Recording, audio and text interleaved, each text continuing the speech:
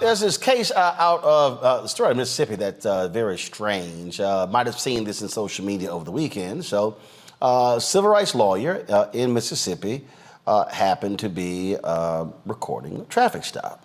All right, now we've run videos like that on this show on numerous occasions. Well, then all of a sudden, she under arrest. I'm confused. So she's recording a traffic stop, but then she gets arrested by the very same cops.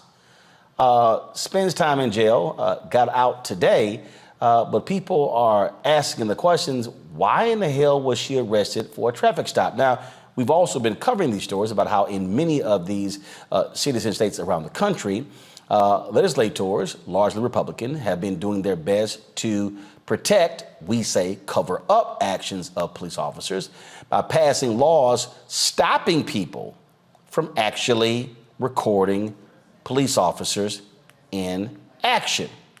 We've seen that in numerous cases. So the question is, what's going on? What's going on? Jill Collen joins us right now on Roland Martin Unfiltered. Glad to have you here. So, what the hell happened? Yeah, so Roland, thank you for having us. I was in Lexington on Saturday night. I saw the cops had pulled someone over. I drove by and I had someone in the car with me and they recorded. The person told me, they said, if you go back through there, the cops are going to get you. I said, what, for driving? They said, yeah. And so they said, I don't even want to be in the car with you. So I let them out at the corner and I drove back around. I made a right turn to go back where the cops were arresting this person. I was driving with my right hand. I had my phone recording in my left hand. As I approached the cops, I never stopped. I was driving. The cop flagged me down with his flashlight. I stopped. He said, show me your ID. I said, why? He said, show me your ID. I said, is this a roadblock? He said, no. I said, so why do I need to show you my ID? And he said again, show me your ID. And then he pulled out his taser. And I remember seeing it was black and yellow. And I called my attorney, my criminal defense attorney, on the phone. And I told him what was happening. He said, oh my gosh, this is crazy. And he said, Jill, I know that this is ridiculous, but just show them your ID just to get this over with now. And so I flashed my ID. I had it in my hand. I held it up. At that point, the white officer, the officer, his name is Scott Walters. He said, get out of the car. There was a black officer behind him named Atty. His last name is Atty. He's an investigator with Lexington Police Department. They both started yelling for me to get out of the car. I was still on the phone with my attorney, and my attorney was saying, this is ridiculous. And at that point, the white police officer starts pulling at my car door. Well, first he reached in, he grabbed my phone from me, he snatched my phone, he slammed it on the top of the car, on the roof of the car, and he started yanking at my car door, but the door was locked. So he reaches in my car and he unlocks my door from the inside. He opens the door and pulls me out of the car, pushes me up against the car. At this point, I see my phone on top of the car, and I'm telling my attorney, I'm saying, Mike, you need to come. And I realized that he'd hung up on my attorney. And so at that point, they cuffed me. They put my hands behind my back. I did not resist. They put me in the back of the police car. In the back of the police car, I watched as they illegally searched my car. They started in the glove compartment. They went all through it. They flipped the seats, going through the rugs, everything. They then went to the trunk. I had my briefcase in the trunk. It was closed. It was zip closed. I watched them as they opened my briefcase and they started going through my things. They started taking my things out and looking at them one by one. Then after they did that, the white officer, Scott Walters, he went around to the driver's side. He knelt down and put his hand under the seat and he said, looky here. He'd found my firearm. He said, I sure hope it's stolen.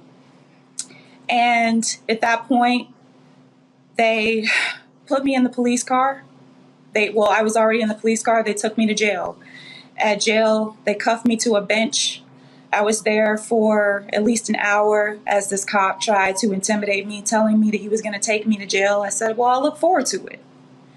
And they took me to jail. And that was that. And I just got out a few hours ago. Oh, that was on Saturday. So you spent, Yes. so what time was it on Saturday? This was Saturday night. So The you cops, spent I all, called them. you spent all day, you spent all of Sunday in jail. Yes.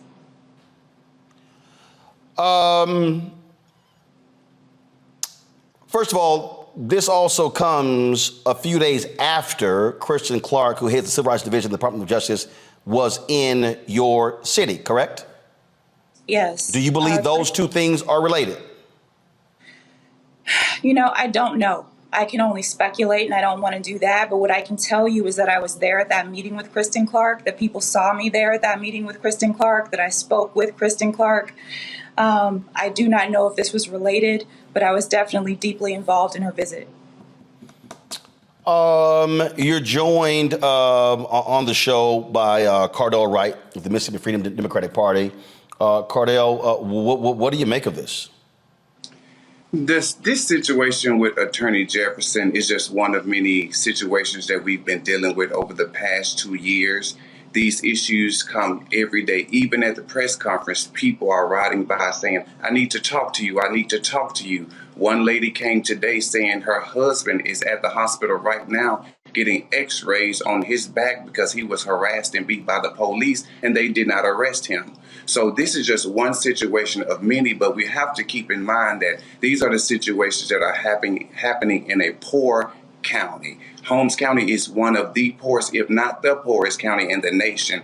And they are doing this at the beck and call of the elected officials in an attempt to continue to line the pockets of the city because we're impoverished and they like the money coming in, but it does not need to come in at the expense of Black people. So we're on the ground every day, and I'm thankful for Attorney Jefferson for making that sacrifice and JULIAN being in the community, helping us with the fight against injustices, police corruption, and police brutality. But it does not stop there. It's corruption in our elected officials. There's, so many things and unethical, illegal things happening. And now the people of Lexington and the citizens of Holmes County, some of them are leaving these small cities because of fear, because they have seen their sons and their daughters get beat in their yards, or they've been hosed and tased for nothing. And they're always being trumped up with false charges such as disorderly conduct, resisting arrest, and failure to comply. These are the same charges that they put on Attorney Jefferson, that they put on everybody because they have nothing. And that's because they use these to try to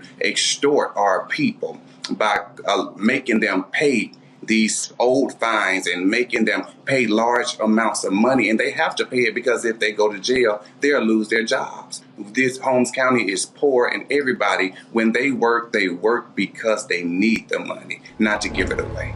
We're talking about this case again out of Mississippi that is just quite strange. Jill Collen Jefferson, who spent a day in jail for recording a traffic stop, released today. Jill, does state law allow for people to record traffic stops? So far, yes, it does. But the thing is, Lexington Police Department, they do whatever they want to do. As Cardell said, the charges they put on me, those are the charges they tend to put on anyone. Lexington, if they come to you and a cop tells you to do something, they could just tell you to pick up a piece of paper. If you don't pick it up, they'll charge you with failure to comply. They just put charges on you. And then if you say anything, they'll charge you with resisting arrest and disorderly conduct. And so this is how they operate. What happened to me is indicative of what's happened to so many other people. But in this situation, we said, we're not paying the fine. We're not paying bail. We're going to go to jail and wait this out until a trial date or until they waive the fine, because they're not getting any more of my money going into the system. And so that is what happened. But no, it is not illegal to record in Mississippi yet. Questions from the panel. Roland, you first. Well, I'm so sorry to hear what happened to you, Attorney Jefferson. I have to say I'm not surprised. Having been a legislator in Georgia, I know that states across the country have try to pass these bills to say you cannot record the police. And every time they go to court, they are always told, yes, people can, as long as they are not interfering with an arrest, which you certainly were not. I guess my question for you is, are you all able to collect other folks who have been arrested by police for filming them to put together some sort of something where you can ask the DOJ to formally step in and see what's going on? Yes, we have been working for a long time on building a case against the Lexington Police Department, actually, for a very long time. We actually sued them last year in federal court, and we have a trial date against them in June of next year. And so all of these things that are happening, we've been working to build this case, and we have other people who've been through the same thing. You know, honestly, it was meant to be for me to go to jail, because in jail I met women who had been assaulted by the police, women we've been looking for to get their stories from them. You know, I found out that, you know, there are two women, they were in the cell with me, and the police had ticketed them or arrested them simply because they would not sleep with the officers. And we knew that that was going on in Lexington, but actually being in the cell with them, we got to share our stories. And so it was meant to be that this happened. Julian? Sister Jefferson, I'm very sorry for what you had to go through. But as you say, sometimes there's divine order. I don't wish a jail night on anybody. But I'm glad that you learned some things there, especially things that you could bring to your work. As you talk to the women in the cell with you, and you say that some of them were arrested because they simply wouldn't sleep with the officers, what kind of resource actually do they have? What kind of recourses do they have if the county is so slanted? Is there any way, any place, anywhere where people can get justice? And the second thing I would ask is, what were the terms and conditions of incarceration there? I mean, I'm sure it wasn't comfortable, but is there some things you could share where, you know, if you treat people in jail badly, that's a lawsuit right there? Yes. You know, first off, what I'll say is that going to jail was my choice. They offered to release me on my own recognizance, but they are still going to make me pay a fee. And so I told them I was not paying that fee. And so they put me in jail because I refused to pay the fee for the charges. You know, these women, yes, they had been arrested because they had turned down these officers, and that's not something that is uncommon here. You know, being in jail with them, I'll tell you, once, you know, the truth of the matter is that when I got in jail, there were feces everywhere. They cleaned it up the next day, but they were all over the floor, in chairs, in the cells. There was a mentally ill woman who had been throwing her feces, who had been throwing her food up against the wall, and it had just been, I guess, too much for them to clean up all the time. So it was just, the conditions were awful. They cleaned it up sometime on Sunday evening. And then she threw more feces. And so the conditions there, I can tell you that they treated me well, but they treated me well because I'm me.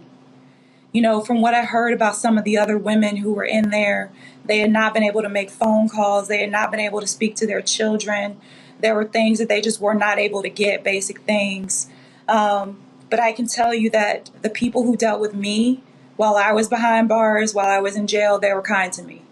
But I think that was only because they realized that I was me, honestly. Makongo? Well, one of the questions that I have hearing about all of this and is simple. You know, what can we do who are not there to support the actions that are happening down there from the community? When you talk about the situation with the bail and why people are paying because they don't want to lose their jobs and some of these things that are happening across the country, you all are doing the serious on the ground work every day down there in Lexington. What can we do who are not there to best support you? Is it about financial contributions? Is it about sharing videos? Like, what could best help the cause there? Well, I do think that what you just said is how you can best support. Right now, what we're trying to do is we're trying to turn the eyes of this nation and the state of Mississippi toward Holmes County. We know that we were in the mainstream media around the end of the summer of last year dealing with the former racist chief, that where the recording got leaked, but the situations never ceased. Right after his termination, we would think that we would have some sort of peace, but those that took over, they began to perpetuate his same racist tactics. So what we need simply is for coverage, for everybody to speak out, to help put pressure on the governor, because the governor is the only elected official that can remove a sitting elected official. And we know that they are complicit in all of these situations because of what the police are doing and how they're bringing revenue into the city through these unlawful arrests. But also, we would need, JULIAN is doing a lot of work, reaching a lot of clients, trying to figure out how to file suits. The Mississippi Freedom Democratic Party, we're out, we're talking, we're rallying, we're protesting. So even financial contributions into these organizations will help us continue this, because now that Attorney Jefferson has sacrificed herself and went to prison, we would not let that go without a fight. And we're going to see this through until the end. So anything you can do, more coverage, more financial resources, we would greatly appreciate it. All And right, I then. just want to say, I didn't finish answering Julian's question. You know, I realized, so in terms of recourse, people have hardly any recourse in Lexington. If they file a complaint, if they want to file a complaint, a lot of times the mayor will not even give them a complaint form. No.